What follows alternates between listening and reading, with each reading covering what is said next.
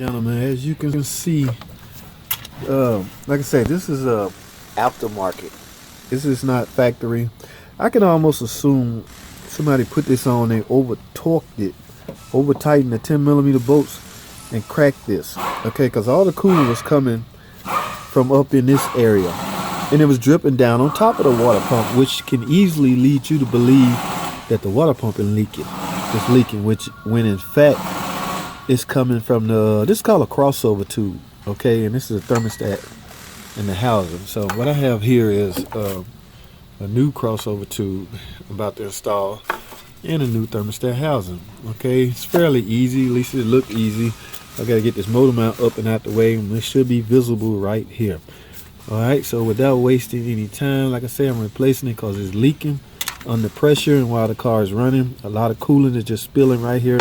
And right underneath it is the water pump. So if you look down under there, it would appear that the water pump is leaking, when in fact it was coming from here. So let me get to replacing this, and I'll try to film as much as I can. Let's get to it. You will need a jack stand to support the engine up, because we're about to remove this motor mount right here. We got to get it out the way. All right, so let's take all these bolts off. And 3 up top, up front, and 2 in the rear. Let's remove these bolts because the motor mount engine support has to come off. All right, so simply get that out your way. Now you have another motor mount right here.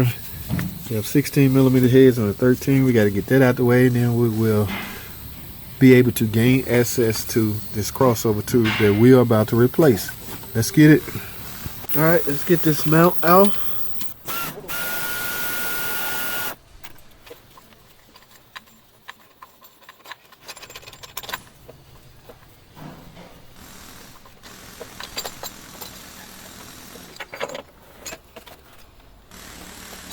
All right, we got that out the way. Now we can see the housing. Removing all the bolts. I want you to keep in mind, notice something right here. The long bolt is gonna have a little gasket on them, right? So just if it don't come out with the bolt, you best believe it's just stuck inside of the crossover tube housing. All right, see this one right here? It looks like it's about to come out, but you want to put these back inside of the new crossover housing. All right, it just helps with sealing, that's all. So all the long one's gonna have that little seal ring on it. All right, so let's finish getting this off.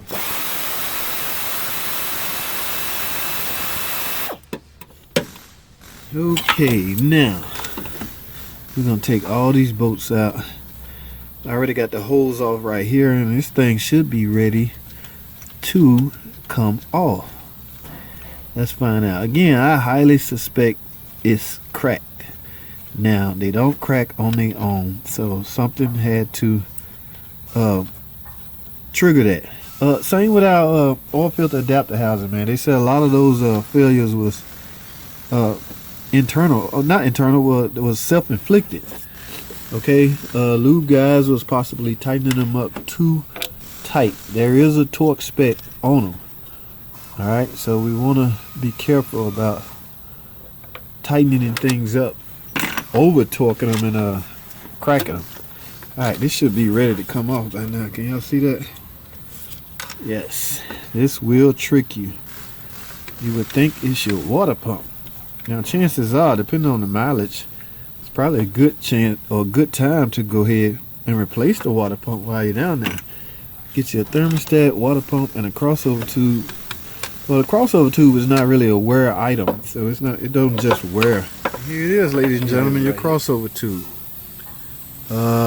It may be hard to visibly see the crack, but this thing was leaking like right up in this area with the new thermostat and housing on it. So this is the part that we replaced. It's a stress crack on here. All right, so I'm not gonna waste time, and I'm not gonna waste time filming installing it. Here's the new one. Simply reverse the removal procedure and you should be home free. Don't forget, you're going back in with a new thermostat housing. Don't forget also to bleed the coolant system when you're done. Here's the bleeder screw right here, and that should about do it. always test drive your car after everything done. Then top off the reservoir. This is the washer fluid, but the reservoir is over there, so top that off, and that should about do it.